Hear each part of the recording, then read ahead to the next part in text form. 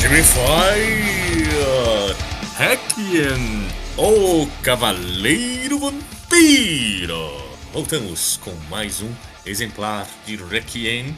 Hoje adentramos na edição brasileira, volume 2, pela Mitos Editora. Requiem, o Baile dos Vampiros. Lembrando, aqui no Gibify, né, a gente está seguindo mais a ordem dos álbuns originais lá da Glenar. Por isso que vai ter os subtítulos de Requiem, Ressurreição, Requiem, A Dança Macabra, Requiem, O Drácula. E agora, né, o quarto volume, o quarto álbum também é o título do segundo volume da Mitos, que seria, né, O Baile dos Vampiros. Mas, né, antes de adentrarmos na história deste volumão, por favor, compartilhe, comente, vai aí falar o que você tá achando dessa loucura que é Requiem. Mas para a história agora. Como toda história, como todo álbum, né, a gente volta para o mundo real, o mundo dos vivos, onde a gente tem flashbacks do que sucedeu. Lembra que a gente ia catando os passos da Rebecca, né, porque o amor deles começou assim, era mencionado aqui e ali, e a gente não entendia, né? Até que no último volume, né? Do volume 1, o terceiro volume, no caso, né? A gente viu que era uma coisa doentia e eles foram separados pela Gestapo, né? O que acarretou, acho que toda essa parada doida, né? Eles serem ressuscitados no inferno. E agora a gente vê um flashback da própria Rebecca que deixa tudo pior. Mas tudo pior mesmo. Você achou que era ruim eles estarem na Segunda Guerra Mundial, o Heinrich ser um soldado nazista. Aí a Rebecca é mostrada como uma judia e ela se prostitui para não ser morta. Mas mesmo assim ela foi levada a Gestapo. Vai ficar pior, porque aqui no campo de concentração de Kabretz, ela era governada por um soldado. E este soldado era o Otto, o nosso amigo Otto. Gente, já tinha dado algumas pistas disso lá no primeiro volume. Eu acho que eu posso até ter pulado essas partes para não ficar muito complicado. Mas a gente já via que tinha alguma coisa entre Rebecca e Otto. E agora a gente sabe, né, que ele escravizava ela e realmente chegou a matá-la dentro do campo de concentração. Por isso que ela atormenta o próprio Otto. Então ela tem uma ligação com o melhor amigo do Requiem. Aqui, minha gente, a gente tinha parado, daí voltando pra guerra, né? O Torquemada ia destroçar o Requiem.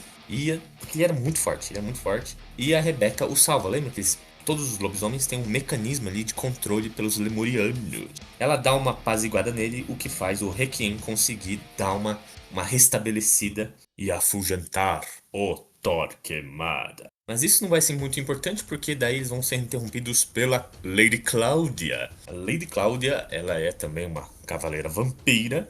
Ela até chega a interromper o que seria até o primeiro embate de Otto com o Requiem. Porque eles têm que sair do campo de batalha agora. O Drácula se cansou dessa batalha e vai mandar os Berserks. Os Berserks são...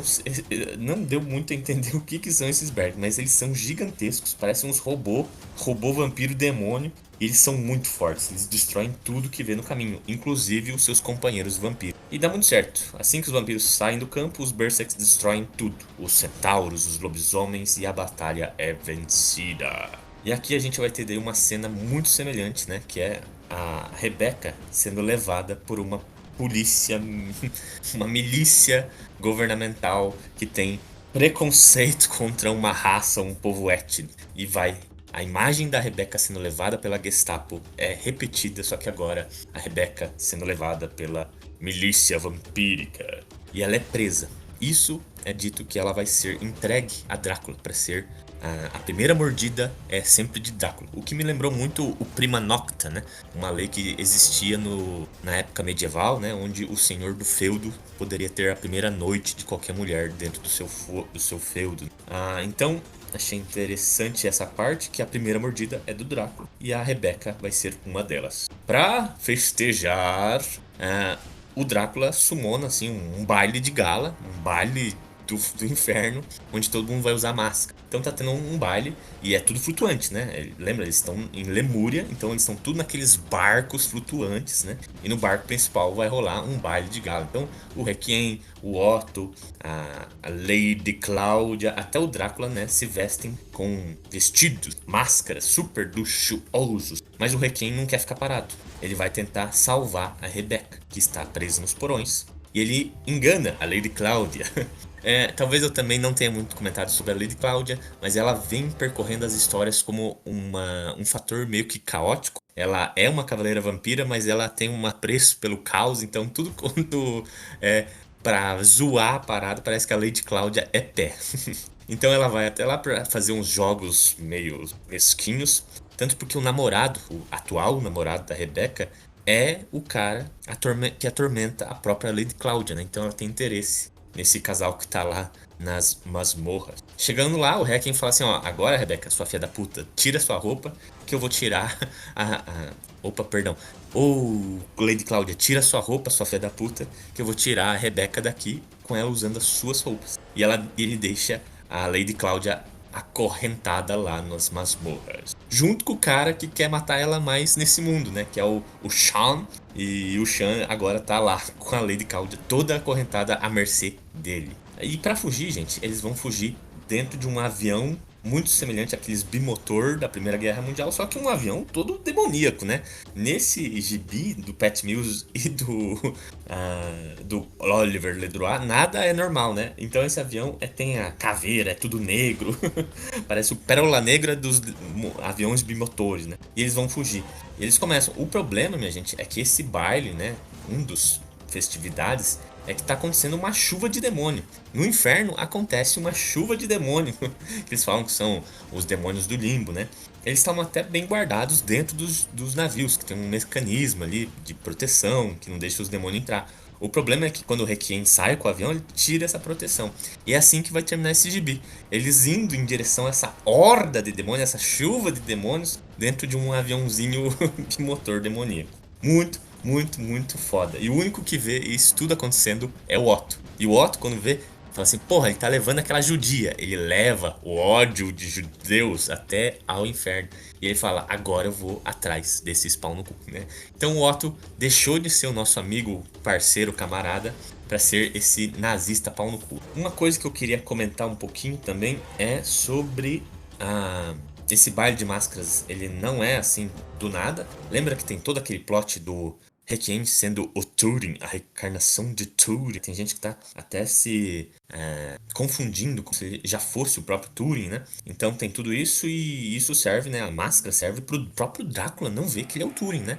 Então esse baile de gala foi bem colocado pelo Pat Mills, né? Pra não rushar com esse plot. Porque se o Drácula vê o próprio Requiem, talvez vai dar muito ruim.